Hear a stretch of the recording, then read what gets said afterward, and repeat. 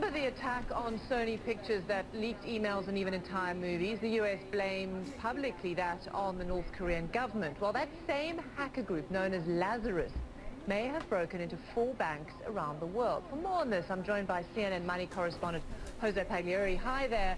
How do they know this might or might not be North Korea again? There's a rare piece of code that's providing some sort of clue, isn't there? That's right. Now, let's tread very carefully here, because in these matters, nothing is as it seems. That's what we've learned about cybersecurity and hackers. And so, private cybersecurity companies, BAE in Britain and now Symantec here in the United States, have taken a look at the code used by the hackers attacking these banks. And what they've noticed is that the particular code, the way it functions, the instructions, the way it's constructed, all of that is eerily similar. In fact, very much the same as what was used to attack Sony in 2014 and to attack media companies and banks in South Korea in 2013. Now this is where transitive logic would come in, because the FBI said that the Sony hack was North Korea. South Korea said that the hack in 2013 was North Korea. And so what we've got here is an if-then statement.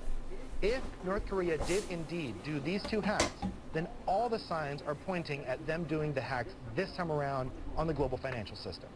Okay, so then the question is why and how much money was taken. I know the New York Times started off their article with saying this seems to be the first known case of a nation using digital attacks for financial gain.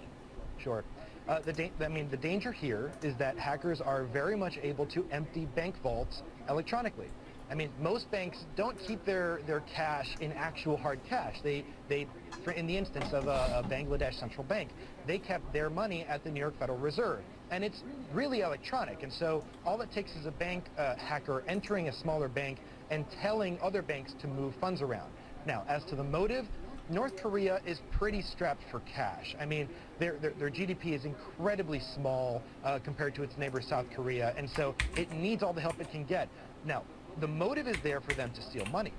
The question is still whether or not they would. Okay, and then the question is how safe broadly then is the banking system? That's difficult to say, because the fact of the matter is large banks, especially in Europe and the United States, do a fantastic job of protecting their computer networks.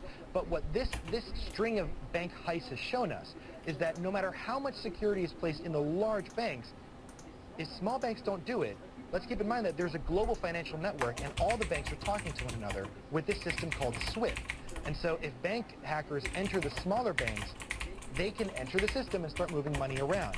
In the case of Bangladesh's central bank, it was $101 million. I mean, try to figure that out. $101 million moved over the course of a weekend. In the case of a bank in Vietnam, there was an attempt to transfer more than $1 million. Same thing in the Philippines. And so what we're seeing is the ability for hackers from a computer to move vast amounts of money that they could never do by just showing up at a bank with weapons and stuffing bags.